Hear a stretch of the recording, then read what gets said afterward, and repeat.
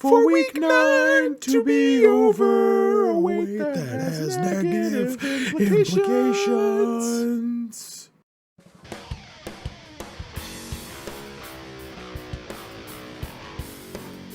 I'm naked. Yeah, we got a different format going into this week. Not only did I shave my beard for the occasion, I didn't really shave it for the occasion. It just happened that way. Personal things, and you know, my wife asked me to. But I digress. The week is not finished. As you see on this little radar right here, there are people left to play. This is the first time I am recording going into Monday Night Football as opposed to after Monday Night Football. And I wanted to kind of switch it up a little bit because as I've been posting these videos on YouTube, YouTube's algorithm has shared other people's fantasy league things with me. And there's a couple of different ideas. I don't want it to be the exact same format week in and week out. I want to talk about trades that happened in the league a little bit more. I want to have people on and interview them about various things that happen in the league. So more stuff should be coming. And not just these recaps, but like little videos inserted in the middle of the week if a controversial trade or something happens. I want to keep covering the league and piecing together the legacy that it's going to leave behind. And so going into Monday Night Football, let's just go ahead and paint some dynamics that are going on. As you can see, so far, Pardon Me has the lowest scoring game in the history, maybe the history of the league. I'd have to go back and look at that. But we're going to start from the bottom this time at Kansas City Kunai with Chain, who has one person left to play, and, well, I'm pretty sure it's over. Primarily because Brandon's team absolutely exploded this week.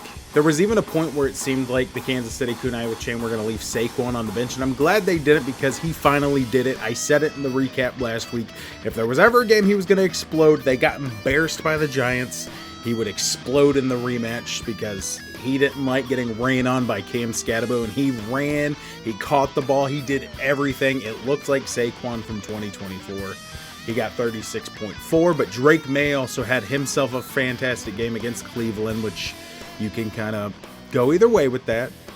It is Cleveland, but 35 points is nothing to sneeze at in this league. Cam Scatterbo had put up 10 by the time he got taken out of the game, but he had a nasty ankle injury. CeeDee Lamb didn't get as much as I thought he was going to do because I was one of the... I'm not a Cowboys fan, but I was one of the people that was like, oh, CeeDee Lamb's going to explode this week, and Dak Prescott and them are going to stifle the defensive prowess of the passing game that is Denver. They're like the best passing defense in the league and probably the best overall defense in the league. It's either them or Seattle, in my opinion. Devonta Smith, since A.J. Brown wasn't there, didn't get any touchdowns, but 6 receptions for 84 yards. Very nice. Kyle Pitts, who Brandon picked up last second, did decent on tight end day. That's going to be a trend this week. And Breece Hall getting 3 total touchdowns, 2 rushing if I'm not mistaken. Here, let's look at that. I love Breece Hall, man, so it's good to see him succeed. Yeah, two rushing touchdowns and a passing touchdown on a trick play to end the game. And I think it was to the tight end Taylor, who's a rookie, and it was his first touchdown in the league. So the rookie got his first touchdown from the running back. That's fantastic. And it was Breece Hall's first passing touchdown of his career. Also fantastic. I'm also very biased because I guess I'm a closeted Jets fan this year, and I secretly hope Justin Fields, Breece Hall, Garrett Wilson, everybody on that team does spectacular for the rest of this season and somehow makes the playoffs. Probably not going to happen. Very unlikely to happen, but I would buy a Justin Fields jersey on the spot if it did happen. I was so hyped and happy for that team today. But that's just besides the point. And on top of everything, the Chargers defense got him 15 points. So it didn't even matter that kickers continue to be useless in this freaking league. Daniel Jones continues to have himself a good old time, 33.1. But I felt bad for Landon because the only person he had playing at this point was Kimani Vidal, who had 20.7 points. And I'm pretty sure Brandon had like one person left to play. So he was already looking at like 150 points that he had to go against, which was more than he was projected at that point. And so it was, I wanted to send a text to the group that was like, how we feeling? Javonte Williams continues to put up solid numbers. Kimani Vidal actually had that solid 20.7. Daniel Jones put up solid numbers. But then as you go down, that's where the disappointment happens. Tyler Warren shows up every week except for tight end day. Or is it tight end week? I digress, though. Who didn't fail to show up was Pittman Jr., someone who I personally don't believe in, but Landon had the wherewithal to play him, and he got him 23 points, so good for him. Maybe that's what I'm lacking, is the wherewithal. But Landon, there is still a chance Harrison Butker's going to have the greatest fantasy performance of it. Probably not going to happen. I would put that at a 0.5%. Just to put as much disrespect on it as possible, because Harrison Butker is never here. Let's look up what the highest scoring kicker in fantasy history is. Yeah, the last time, the highest scoring game is 38.8, and even that wouldn't be enough. And that was from literally 1968.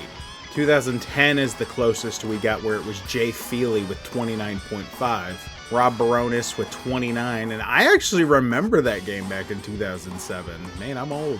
But you get my point. Most of them aren't. I guess they are all in the modern era. These three right here: Santos, Zerline, and Myers. But this continues to back the point that it's probably not going to happen. So I'm going to go ahead and check this off. Brandon moves to 2-6. Lou Boy moves to 4-4. Brandon's on the win column. I think this, if there was ever a time, because look at that, 177 points. Obviously, Cam Scadaboo's a tragedy. But with Jahmyr Gibbs coming back, he has Jahmyr Gibbs and Saquon Barkley. If we have the old Saquon Barkley back, this could be a deadly duo on top of having CeeDee Lamb and Devonta Smith. With Drake May in primal form, let's see what his schedule looks like. Atlanta, who couldn't stop Miami today. Tampa Bay, who's... Which one is it? Am I good or am I bad? That's what I mean by when I do that. I've done that a couple times, and I think people just look at me like I'm an idiot. The Jets, who have a good defense, but they just did not stop the Bengals today. But it didn't matter because of that come from behind victory. So he's got a pretty decent schedule coming up. So in theory, Drake May is going to continue to cook. And if not, he has Jaden Daniels, who should be coming back from injury. Nico Collins to back up this wide receiver core. So if Devonta Smith ends up getting his, takes taken by A.J. Brown, you just throw Nico Collins in there, who also possibly has a decent schedule coming up. Not against Denver, but San Francisco should be all right. Jacksonville could go either way. Tennessee's terrible. Buffalo's been a very inconsistent defense this year. Indianapolis isn't a bad defense. They just suck against the pass. Arizona, Las Vegas. So he's got a bunch of good matchups coming up. It's going to be a dangerous team is the bottom line, so... This might be the start of something new. I feel so right. LaMarvelous Chase has one player left to play. It's Xavier Worthy coping to save the day. And it's not a completely ridiculous out-of-pocket possibility for Xavier Worthy to catch like 3 ridiculous touchdowns, score like 33, 40 points, and put this in a difficult spot, but it's still going to be a difficult scenario, especially with Travis Kelce, who's been putting up a solid like 10, 15 points a week. There are a couple where he's, kind of missed. So this one's not fully shut down yet. It's just a shame that Joe Flacco was the Marvelous Chase's top scorer, which quarterbacks definitely score higher in this league, but his running backs let him down. His other wide receiver did decent, but with how the rest of his team did, his kicker scored higher, the second highest amount of points so far on his team. So he had a bad luck. I will say, I'm not sure why with this stat line right here, any of them, why you would play the Bengals defense. And I know it's kind of a disrespect to the Jets offense, but I keep saying there's 4 defenses you should not play. Dallas is one of them. That's the obvious one. Miami, although they did very good today. The Bengals. Crap, who was the last one? Oh, Baltimore Ravens. You shouldn't play any of them. I know you watched the reviews, James. What's going on there? As far as I'm concerned, you deserve those -9 points for not listening to me. I'm just kidding. That sucked. Right there, you already have an 18-point disadvantage with the defenses. Because of his 9 points, you actually add 9 to his because you're minusing 9 from your own. So that's a rough straight On top of that, he had Josh Allen. If he didn't play Josh Allen, he also has Bo Nix, who, Alex, it kind of made you kind of made it seem like he scored like 40 or something like that. 4 points more isn't like for me to get onto you. So sorry if I got onto you for nothing. I should have checked before I did that. Caleb Williams putting up 19.65, probably because of the 285 yards, but he had a terrible game. I'm surprised he got close to 20. That should just show you how much QBs dominate in this league. I think it's because towards the end he was just getting reception after reception and kind of plugged up his stats a little bit with that. But you didn't have like explosive games, but you had consistent games. And whenever your opponent's team just kind of poops, just kind of leaves poop everywhere, it's easy to take that lead. So with these two possibly canceling each other out and Xavier Worthy having potential there with Patrick Mahomes, and I'm hoping he does explode for a reason I'll talk about later, because I don't want the other guy to explode on me. Don't explode on me, Rice. Xavier Worthy could potentially salvage this. It's a very small percentage. I do agree with the 1%. I don't think it's going to happen. I hope it happens, or at least he gets all of the receptions and Rashee Rice gets none. Or both of these guys can get all the receptions they want for all I care. That's what I'm saying. I'm biased. I don't even freaking care anymore. I am the main character of this league. No, I'm kidding. I'm kidding. But I don't want to say this is going to be a dramatic finish. I'm not going to quite close it because obviously there is potential with how people have been exploding or underperforming this week, which we'll get into in a little bit. The Cleveland Chubs back to their dominating ways, and it's going to take a miracle for pardon me to win this. Patrick Mahomes is going to have a 100-point game, and even though QBs are dominant in this league, he's not scoring 100, guys. I'm going to declare this one done. The champ's going to drop to 6-2. Cleveland Chubs is going to 5-3. If for whatever reason a miracle happens in this game and Alex ends up losing, that could potentially push Cleveland Chubs up to the second position. But if not, they're going to tie. It just depends on who scores the most points and which Killer Kowalski would be ahead of him. So either way, he's going to be in the second or the third spot after this victory. James Cook, after struggling for a few weeks, blows up. Jackson Dart continues to impress in his rookie season, scoring 25 points. That's probably about the average in this league that we have. That 25 point is like, yeah, 30 is like overproducing. This middle of the pack is rough. 2 of his guys getting zeros across the board. Did Johnston even play, or did he get taken out or something? Because I don't like how he just has Lions there, but Jerry Jeudy doesn't have Lions there, and did he not play in the game? And then Judkins having one of his rough weeks at 4.7, but it didn't matter because on tight end day, 18.7 came to play. Chase Brown, of all people, came in and dominated against the Jets defense before the Cincinnati Bengals let up the lead. And then the Buccaneers defense is the story of the game.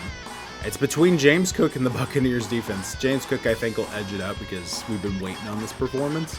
But the Buccaneers freaking defense just absolutely went buck wild on the Saints. I watched about 10 minutes of the game and felt so bad that I couldn't watch. I just couldn't watch. I was like, poor Shane Rattler's face. I was like, no, don't hurt him anymore. And then Dicker being the best kicker in the league. I don't know how he's not position rank 1. I don't know who is, but every time I see this dude, he's putting up numbers.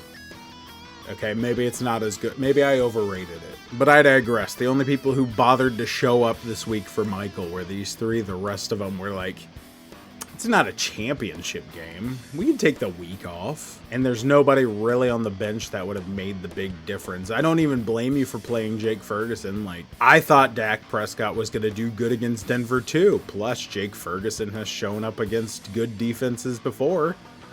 And you just keep playing that hot hand until the hot hand can't play no more. But that is unfortunate that you left that. Either way, like I said, look how at the score. He scored 100 more points than you.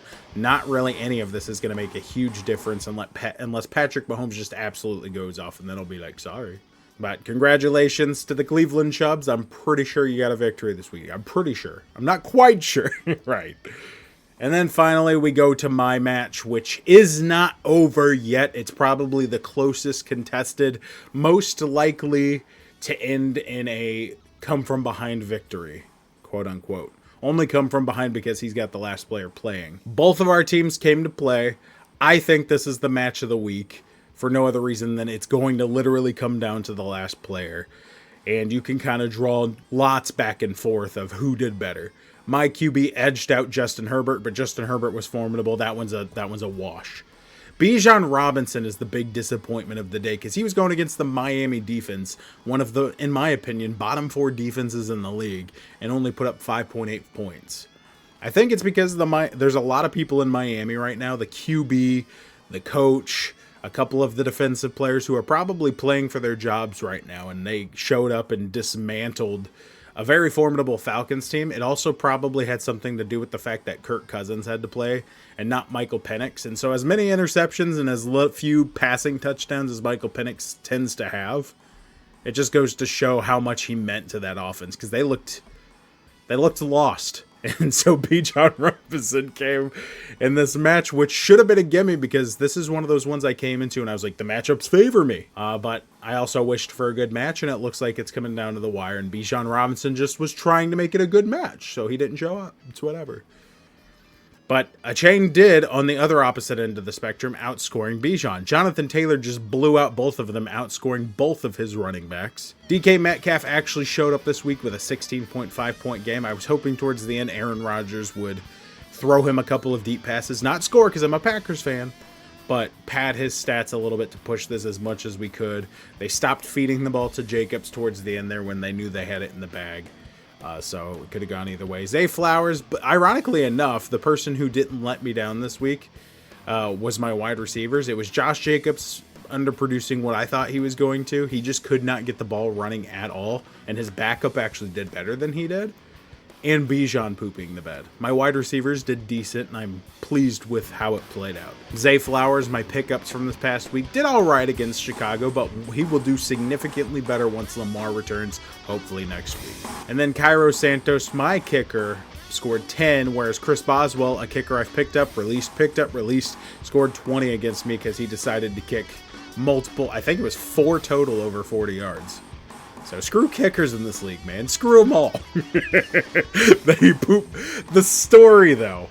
I will say the story of the day, mainly from me, because I don't know if this McConkey is going to go out, because it is coming down to 7.5 is the lucky number, and Rashee Rice could do it. With how weird this year has been scoring-wise, I don't know if that's an impossibility. It's unlikely he will score that or under. He'll probably score that in the first quarter. But it's still there. There's still that hope alive going into Monday Night Football. A lot more hope than any other game going into Monday Night Football, which is why I'm excited. I love games like this that come down to the very last player, and it could go either way, especially against a Washington defense that sometimes comes to play and sometimes just doesn't. And they will be put to the test against a high-caliber Kansas City offense, but that's also why I want these two gentlemen to take all of the targets. I don't want Rashee Rice to get hurt, even though he's a criminal. I just want him to get his targets taken from him for a week so he knows what it's like. On the opposite end of the spectrum, he did a very good job. I would have been very tempted. If I had his team, I probably would have played Dak and got the 12 points, though. Good on him. My biggest failure was leaving Tucker Kraft on the bench because I waited so long for George Kittle to come back. Against Houston's defense, I don't know. I really thought Josh Jacobs was going to do a lot better than he did, and it was going to be a repeat of the previous week where Green Bay's entire plan is around the run offense. Instead, Jordan Love came to be like, I'm going to outperform Aaron Rodgers, and he did, easily. But he would throw the ball 5 yards to Tucker Kraft, who would proceed to do his thing where he runs it an extra 20 yards, which resulted in 35 extra freaking points. I rounded up, I know. And so I don't know, man.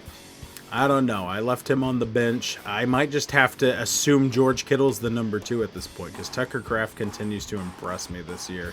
And if nothing else, he at least scores freaking points. Since coming back, George Kittle has scored 14.3, and they all came this week. So at least he scored something this week, right? Either way, if you're watching this and you're a part of my league, George Kittle is on the table for a trade. So if you find yourself in a difficult tight end situation, shoot me a couple offers. Maybe it'll get talked about in another video. Content farming. But now, we're going to fast forward to future Alex and go for a dramatic finish. That's right. We are at the end of Monday night. We are about to see what freaking happened. And every single bit of it is exactly what you expected. No miraculous comebacks, no miraculous holds. In fact, Rashee Rice did what we all thought he was going to do and got 25.5 freaking points. Not just points, freaking points. At least they gave me a little bit of hope, which I wish they wouldn't have. I wish he would have just scored it in the first quarter so I could have turned off the game, because I knew it was going to be, I don't even want to say a blowout. I knew it was going to be a one-sided match. And so I wasn't too interested in watching it, but I still kept tuning in and out just to see. And Rashee Rice going into the half, I think he had like 3.5, 3.8 or something like that. So it was that meme of like, from Highlander, I think it is, where he's like, hold! Hold! But it was only a matter of time before Patrick Mahomes caught him, dude. They're too good together. And so, congratulations, Richard. Punishment Incorporated gets another dub, and you are now at 500. I am knocked down to 3-5. Continuing the trend of putting up a decent score on a pretty weekly basis, but just getting outscored by the opponent. I'll rise next week, hopefully. I hope Bijan doesn't come back and put up freaking 6 points. Screw him. And they didn't give Josh Jacobs a chance to pad the stats. Not that it would have even freaking mattered. Like, I'm trying to tally up. Would Tucker Kraft had made a difference? It's an extra 20 points. Yeah, I would have made a difference. I would have won. I should have played Tucker Kraft. Again, I'm going to call it again. Anybody want George Kittle? Slide into my DMs. Let's talk. Patrick Mahomes put up an admirable effort, but as we expected, not 100 points. So that's one we already closed. Continue forward. It didn't even matter if Xavier Worthy put up like 30 points here, because Travis Kelce basked into the tight end weekend madness for whatever reason. Tight ends, not Mark Andrews. Oh, tight ends kind of went off this week. George Kittle still got 14 points, which isn't terrible. Tucker Kraft got 34. Not Dalton Schultz. Gadsden the second. Not Jake Ferguson. But Dallas Goedert did. Kyle Pitts did decent. Not Tyler Ward. But let's go in the free agency and look at that. BAM! You go down. Harold Fannin Jr., and I didn't mention this yesterday when I was covering this, but Richard, you dropped your tight end, Harold Fannin, for whoever you got. And even though your current tight end, it didn't really matter, you still won.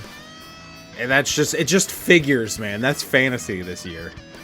It just happens so consistently. It's like, all right, I've given you enough chances, I'm backing out.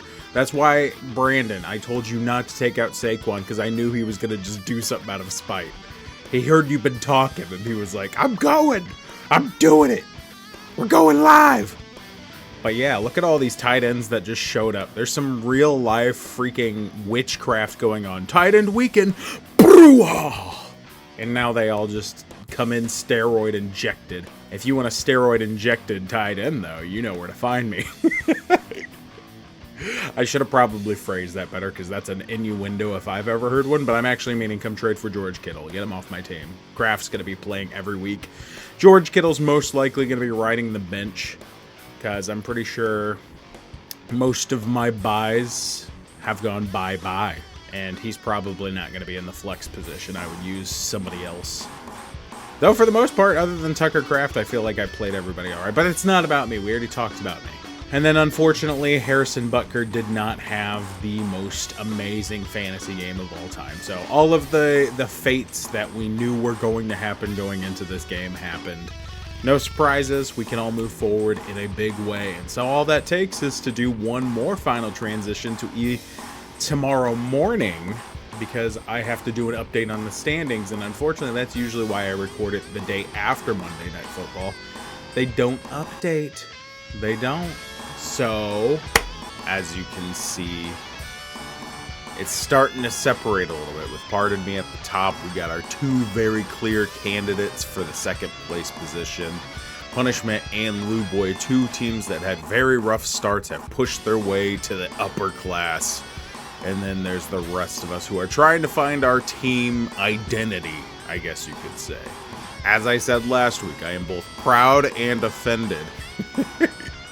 Because I have scored the second most points in the league, but I easily, it's not even close, have the most points scored against me. So everybody brings their top performance to me. And it's one of those ones where it's like, man, I wish I was versing so-and-so this week. Man, I was versing so-and-so this week. And I'm not going to lie, it's getting to that point where I'm hoping a couple of y'all lose next week. I'm not going to say who. If you look at these standings right here, you could probably tell who. But let's go and see what we have going on next week, what matchups we're going to be seeing. We'll start with this match right here, the Kansas City Kunai with Chain hoping to put a streak together, running into a little bit of trouble at the running back position. I think he's just waiting for a waiver claim or something, but he's got both Saquon and Breece Hall both coming off their huge weeks, and unfortunately nobody's going to be helping Jameer Gibb. Now by this point, the waiver wire, I don't know if it's going to have happened or not, so I'm not going to talk about that at all. But Brandon's clearly waiting on a waiver wire claim of some point, or he's going to sport that. It'll be perfectly fine. That may affect the outcome of everything, but Brandon's team is easily projected more points. That being said, the Marvelous Chase has some pretty decent looking matchups, but as we saw last week, matchups literally mean freaking nothing. Bijan Robinson can go against the worst run defense in the history of mankind. I don't know if that's actually true or not. And score 5.8 points.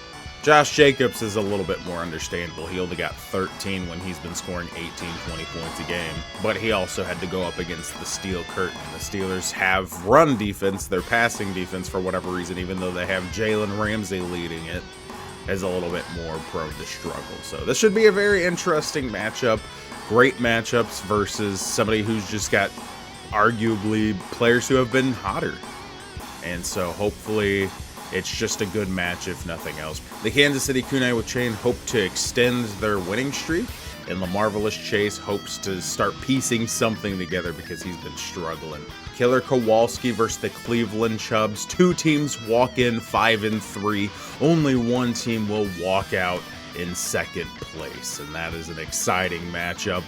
Two of the juggernauts of the league this year, two of the top contenders going against each other. Josh Allen having the harder matchup at QB against the Kansas City Chiefs. Matthew Stafford looking to do what he did at the beginning of the year, score 50, 40 points as a quarterback against the terrible New Orleans Saints defense. Similar matchups for their prime running backs, although James Cook will be getting that rough matchup too, and I'm pretty sure the passing game against Kansas City is a little bit better than the run will be. So that might cancel each other out a little bit, but like I said, matchups mean nothing, so it's hard to say it. That's all I have to go on right now, so that's what I'm going with. They're all players that could explode. They're all players that can put up high-octane offense. DeAndre Swift's going against the Bengals, in which the Jets were able to explode on, so that should tell you what kind of defense it is with the Jets' struggles recently, but they also were playing for something. Pride. George Pickens and that Dallas offense getting embarrassed by the Broncos, looking to go against Arizona and get something. And I don't even know if some of these people have taken a look at their lineup for this week yet, because it just flipped over this morning. And so unless they purposely went forward and looked at it, they're going to still have bye week contenders. So I don't know if he's going to go with Kyle Monagai, or if he's going to play the waiver wire a little bit, but he's got that Denver defense going against, who just stopped Dallas, the most potent offense that we've seen this year, going against Houston, an offense that sometimes just feels like it can't get anything going. Meanwhile, the Lions kind of have a similar. This might be the best matchup I've seen for defenses going into this week, and I think both might have really high-scoring games because Minnesota's been struggling with certain people as their QBs.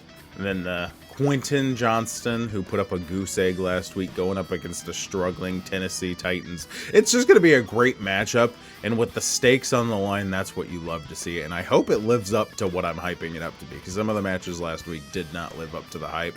A lot of people underproduced, as I talked about, with primarily Bijan Robinson being the cover boy of how last week went for a lot of these top players. Then, pardon me, the champ looking to bounce back and go against Richard, the man who's been on the rise ever since a key trade a couple weeks back. Dude's been consistent. Dude's been coming and gunning, and these are two top players from last year.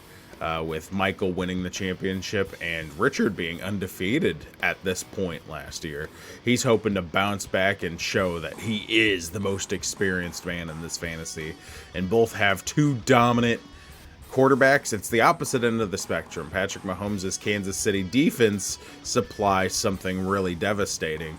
He's going against a Buffalo defense which has been left leaving something to desire. He has Derrick Henry going against Miami, which even though we saw what we saw with Bijan Robinson, I'm still going to say that's a great matchup. With Devon Achane also going against Baltimore's defense. That might be the worst defensive matchup of the year so far. Both defenses suck. Kyron Williams going against that Saints defense too, which is crazy. J.K. Dobbins going against you never know what version of this Houston defense you're going to get. Justin Jefferson in a rivalry game against Detroit, so that could go either way. He could get shut down or he could go off. Jackson Smith and Jigba going to get you at least 20 points. Maybe he'll explode against this Washington defense, which we just saw Pat Mahomes pick apart. If Jaden Daniels plays, he has the possibility to do both. Two very great tight ends. Jake Ferguson just not getting too many receptions last week. Brock Bowers coming back from injury might be the best tight end in the league. And then the flex is where it kind of gets a little bit one-sided. I dropped Jordan Mason straight up because I didn't think him in this Minnesota defense or offense could really get it going. And so I think he might get you 10, but as we just saw in my match, Rashee Rice can get you 20 points really quick. He could go from scoring 5 points to just running up the score. And so this is going to be an interesting matchup. Two very good teams, two that have very good players. Only one will win. The team with the most points at the end of the game will be the winner, John Madden. And then finally, your boy, the Lou boy, going against your boy, the Zan State Fur Assassins. And I'm looking for redemption. 2 weeks in a row where I score a high amount and just get not blown out. I just get shut down by a superior performance. And I'm hoping that finally my team that has been consistent for me is rewarded for their efforts. I'm tired of seeing that sway where it's like your score's increasing, but your team outperformed you. I want my team to outperform someone this week. And it could go either way. The Lou boy, since he's been doing his comeback, his team has had great performances. And I'm just hoping my team also has a great performance. I have a lot of good options at wide receiver this week as far as matchups go, because the one question mark on Indianapolis is their defense. It shows up sometimes. It's very solid. We saw it shut down a Titans offense last week. Not saying too much. So I hope Aaron Rodgers is able to pick them apart. I don't even necessarily know if DK Metcalf's going to be that option, especially since he had a decent game against the Packers. I don't know if he's going to be involved, and I know that doesn't necessarily mean it's over, but it kind of, DK, once he has a big-ish game, kind of will just do his normal thing and only score 10 points, which is why I have Big Marv Harrison going against Dallas. I think Dallas defense has just let up the most yards, the most points all year long, and so I'm going to just keep riding that hot hand, and that's why he's in right now. Zay Flowers against Miami with Lamar Jackson, and I think Lamar Jackson should be back in. I don't know, that's questionable still, but with Lamar Jackson back in, I'm hoping Zay Flowers just absolutely goes nuts. George Kittle's probably going to get taken out for Tucker Kraft, and I will never play George Kittle again because he's getting traded. Come and get that. Jonathan Taylor continuing to ride the hot hand. It doesn't really matter who he's playing against right now because he's crazy. Rightfully so, he's the #1 position rank, and still, even though he's the #1 position rank, a lot of people online are disrespecting him, so I hope he continues to dominate because that's good for me. And there's MVP chatter around his name finally. Indianapolis Colts, a lot of that credit was given to Daniel Jones, and rightfully so. The passing games got started, so Jonathan Taylor can truly thrive, but we cannot deny who has been scoring all of their points. And if they had a different running back, would they be having the same success? It's hard to say. I don't think so, but I like how those two are actually going against each other this week. So we will see who will score more, probably the QB. But I don't want to bet against Jonathan Taylor right now.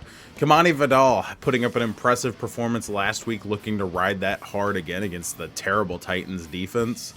Bijan Robinson going against a struggling New England Patriots. They have a good defense.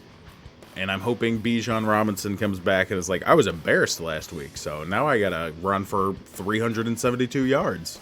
That'd be cute. But Javonte Williams has been consistent. He's a guaranteed like 15, 20 points, and I don't think that's a bad thing to see. That's about what Josh Jacobs has been. Javonte Williams is essentially a Josh Jacobs this year. And I'm going to be putting Tucker Kraft in, so 2 nice tight ends. Josh Jacobs versus Michael Pittman. He's probably going to sub somebody out. There's a couple players playing this week. I imagine we'll see Kenneth Walker. Jared Goff might get subbed in against Minnesota. Who knows? There's a number of things that could happen, and I think it's going to be a great match, Landon. So may the best man win. But alas, I got to get ready for work. I'm going to be floating down this Drury Lane because, man, my bunions are sore.